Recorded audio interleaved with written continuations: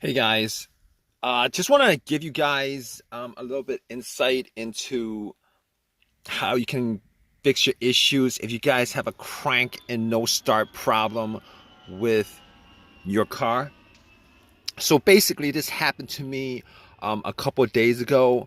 I went shopping at a Kohl's and spent maybe like an hour there.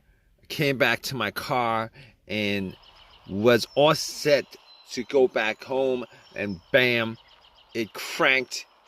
Everything else worked. Everything worked. It cranked, but it didn't. It didn't. It didn't crank over.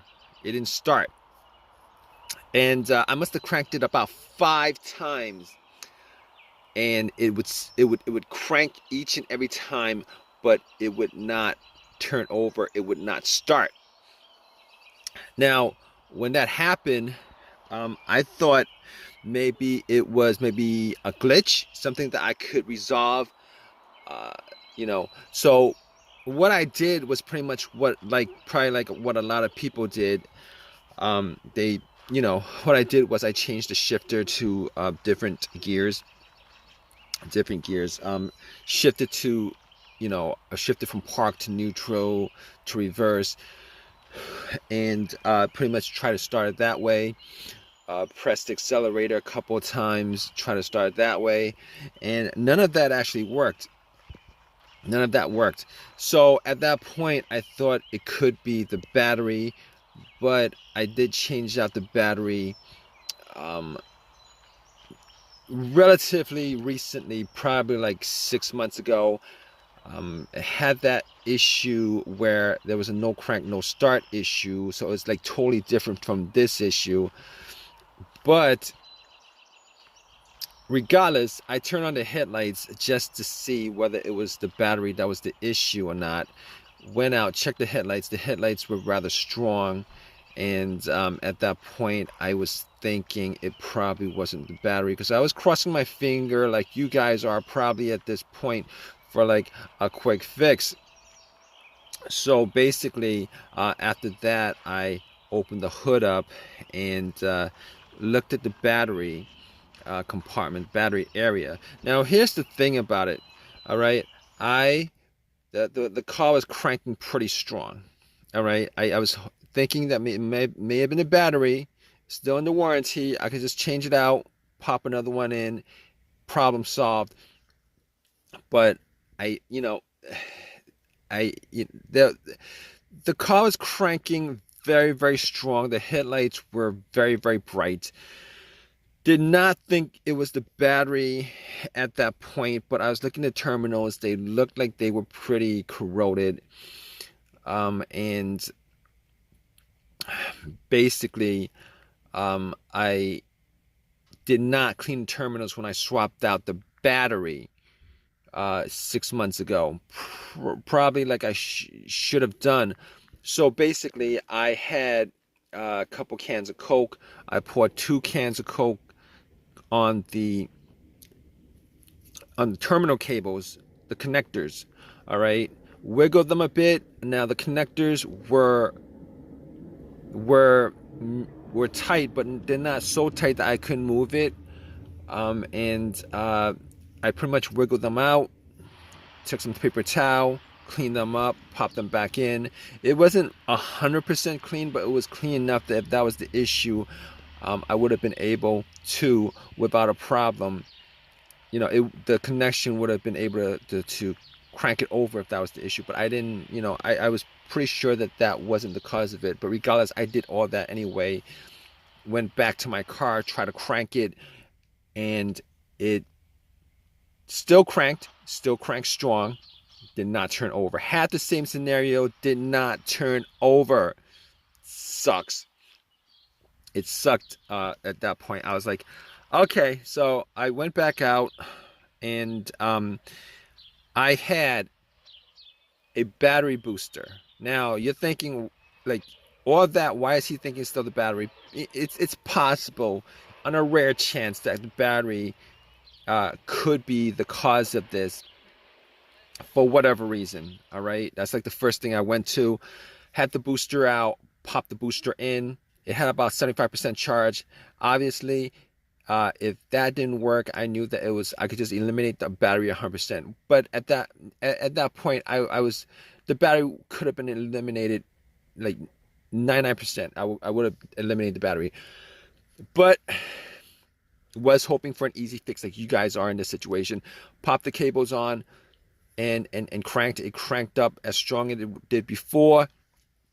So, but it didn't turn over. So at that point, I knew 100% that it was not the battery.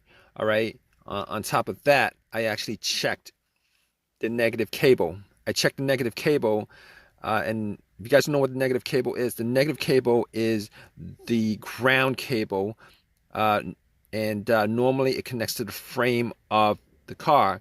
I checked that to make sure that it wasn't broken, that it wasn't frayed, that there wasn't an issue of corrosion and anything like that, because a weak ground can cause your car not to crank over. But normally in those kind of situations, it's because the connection is weak, and you would still have a weak crank. Your conductivity would be very weak, and you know, test like the headlight would show you that you would get a dim light instead of a strong light. In this situation, I was getting everything was working fine as it should. The cranks were strong. The headlights were very bright. So at that point, I knew that it was not the things that I could eliminate at that point were I could eliminate 100% the battery. I could eliminate 100% the ground cable. I could eliminate 100% the alternator, even though in situations like this, the alternator would not normally be one of those things that would be on my elimination list. All right. Normally, if the alternator was the issue, the car would have died out with the engine running, or would have died out with the engine with the car on the road while driving. That's 100% of the time. Well, not 100% of the time, but normally that would be the case.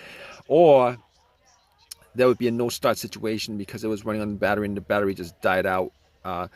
But the test for the alternator was if you put like an outside power source like a booster or cables on to the car, and if the alternator was the issue, you'd be able to turn it over, and then when you take the cables off, the alternator would die out. So I could eliminate the alternator 100%.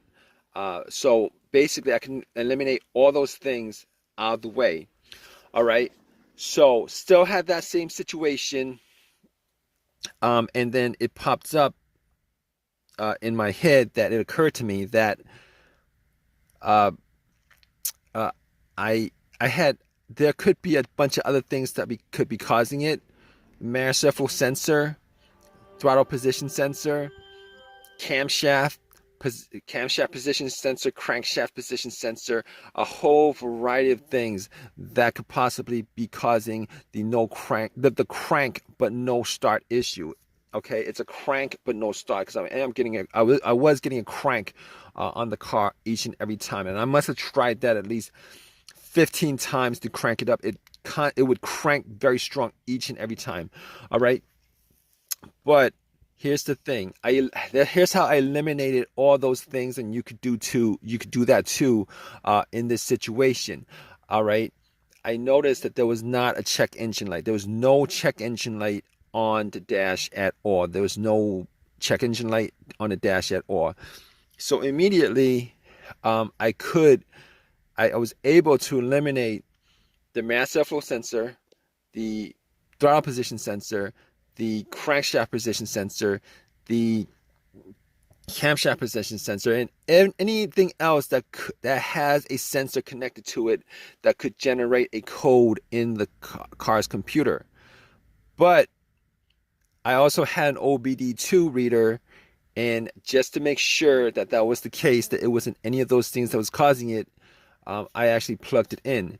Now, there's also one other reason why I did plug in the OBD2 reader, and the other reason is sometimes if the computer is not reading the car, it's not connected to the car itself or the components of the car, it could cause a crank but no start situation. All right, and you could test that out with an OBD2, a cheap OBD2 that you could get from Walmart for 20 bucks. If you plug it in, and somewhere, sometime when it's when it's reading the codes, it doesn't analyze it all the way. It stalls on when it's reading. On the OBD2, if it doesn't read, if it doesn't analyze, give you a breakdown of codes, monitors read, etc., etc. Normally in these situations, it means that there's a disconnect between the car and the and the computer itself, the ECU, ECM, PCM, all those things are the car's computer. Now, I plugged it in, it scanned it all the way through 100%, gave me a whole readout of everything. Obviously, as I thought, there were no codes, all the monitors were good, everything was, it gave me a readout. So once it gave me a readout, I was sure that there was no, I was like 99% sure that it wasn't any of those things that had a sensor connected to it. Now, here's the thing about it. I did take the cables off the battery, and that would actually, you want to do that before you take the cables off the battery. But because I had no check engine light, I was 100% sure that it wasn't any of those things. 100%. Okay. So basically, I was left with a couple of things that could be causing the crank but no start situation. All right. As far as easier things that I could just resolve on the spot, if there was an AutoZone close by, fuses, relays, possibly the ignition switch, possibly the fuel pump. So I had all those things to consider, 4 of those things considered. So I pretty much limited troubleshooting this whole entire thing to four things. Okay. So I popped up the fuse. I was looking at all the fuses just to see whether there were any kind of signs of a burnt fuse, brownish on the top or something like that.